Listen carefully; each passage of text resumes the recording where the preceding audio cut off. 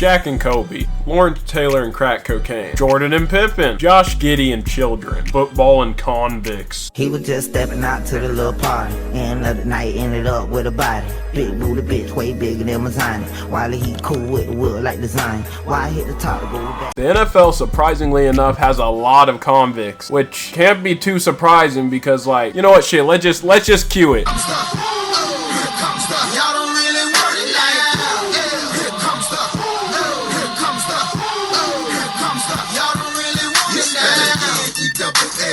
I said so, I keep big bills up in my hood on the...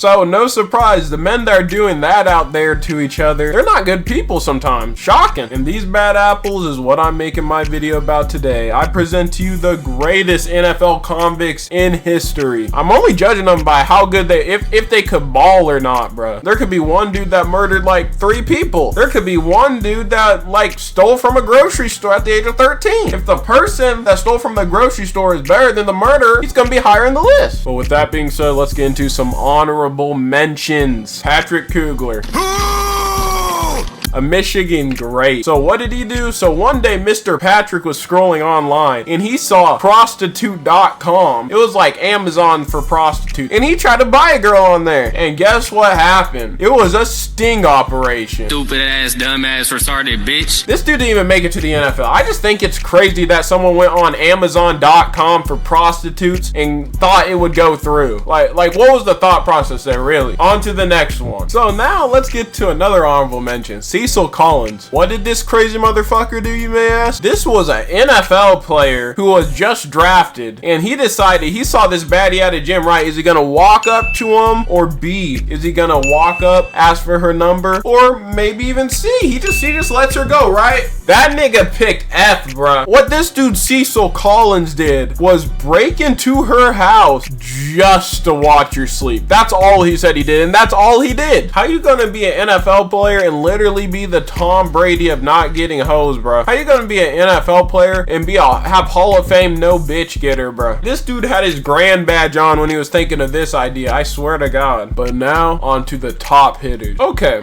this dude murdered someone, but he was also murdering niggas on the field. I'm steady trying to find the motive. Why do what I do? Freedom ain't getting no closer. No matter how far I go. Car is stolen, no registration, cops patrolling, now they done stop me and I get locked up, they won't let me out, they won't let me out, locked up, they won't let.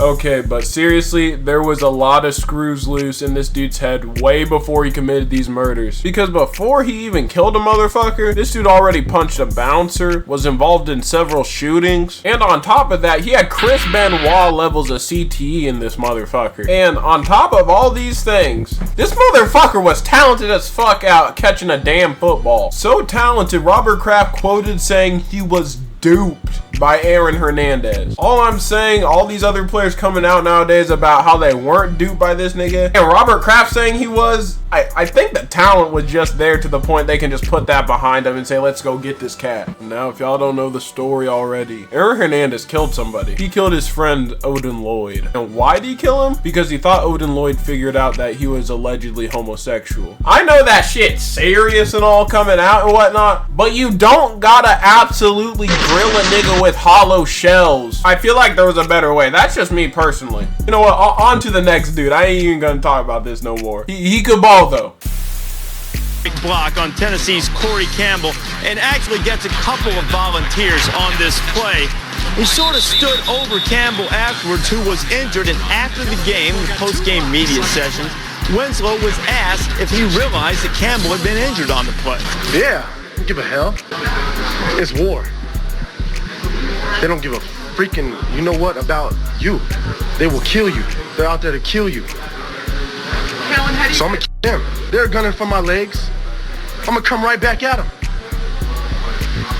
So soldier. Okay, now this lame ass nigga is the son of a legend, Kellen Winslow II. Now he was a dominant NFL player. I'm not even gonna lie, having 5,200 yards, that's pretty impressive. But this bitch ass nigga had sexual assault cases against 5 different women and was convicted. Now honestly, I get it. I'm not a handsome man, but this fucking corn cob of a human was pretty ugly as fuck. So I see what he had to resort to. That was a joke. This freaky deaky shithead ass nigga raped a homeless woman. Nigga, what the fuck is this bullshit? Like, I genuinely can't think of more shittier things to do than that. I don't have any more comments that won't get me canceled, so Kendrick, you got this one. Freaky ass nigga, he a 69 in God. Freaky ass nigga, he a 69 in God. This next nigga's a fucking dog.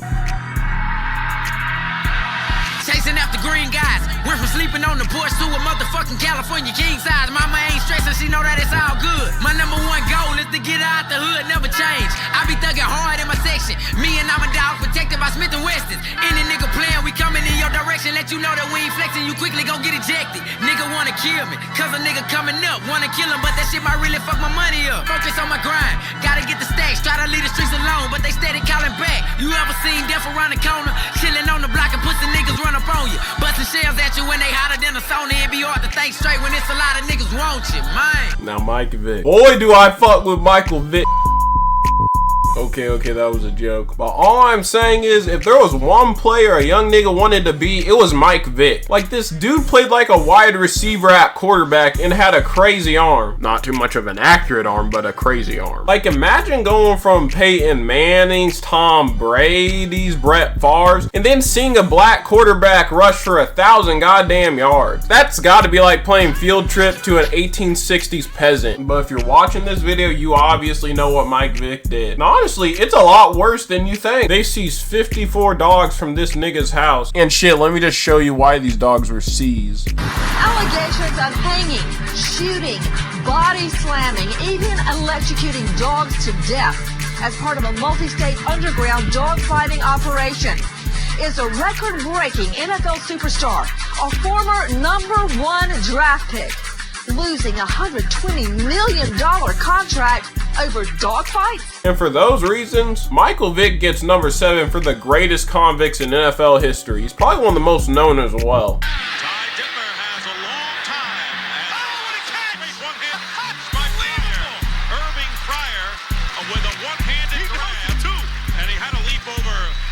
Jason Sehorn, and that allowed Denver to stand inside. But I want you to watch this. I mean, this is nothing you can practice. You just either have it or you don't. And guess what?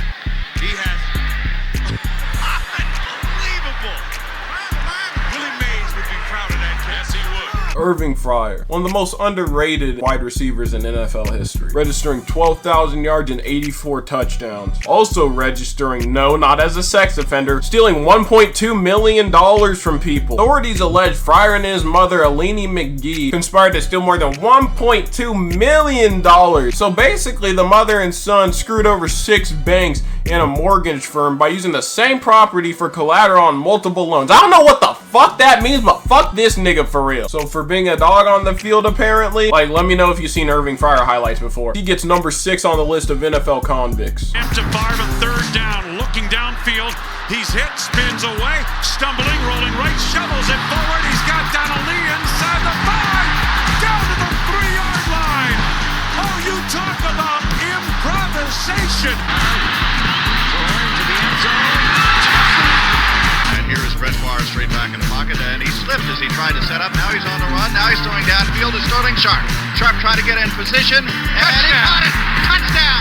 Sterling Sharp took it away. Brett Favre. You can say a lot about this guy, but my take is he's the Phillip Rivers of Patrick Mahomes is. Make that make sense. This dude retired with every single passing record. I'm talking passing yards, passing touchdowns, all of that by the end of his career. He's the only 3-peat MVP in NFL history. He's a 3-time first-team All-Pro. He has 1 Super Bowl, and he has 1 felony conviction. So in 2023, it was figured out this dude was stealing money from Mississippi. You know, the fucking poorest state in the United States. States of America, yeah, that Mississippi. And it wasn't just him either. There was multiple athletes in on this motherfucker. They was milking these poor ass niggas, bro. Shit, I heard of stealing from the rich and giving to the poor, but stealing from the poor and giving to the rich, that's some diabolical shit there. But with that being said, he's one of the 3 greatest gunslingers of all time and arguably one of the 5 greatest quarterbacks of all time. But at the end of the day, he's the 4th greatest NFL convict of all time.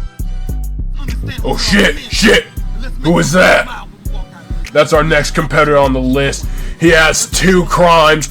One for conflicting with justice, obstruction of justice, and for stabbing 2 men by murdering them like this. Oh!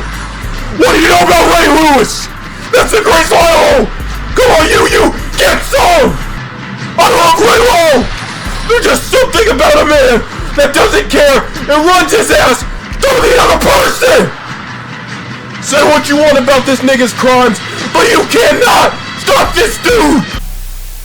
Ooh, sorry guys, Ray's a hard hitter. I had to... Oh. Who's next? Lawrence Taylor, linebacker, North Carolina.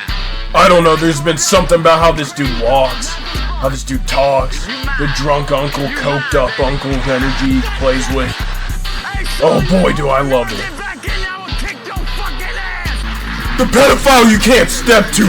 You fucking a 16-year-old going to jail and being convicted, but you don't want to fuck with this dude. Sit down. Get over here, little boy. Come on.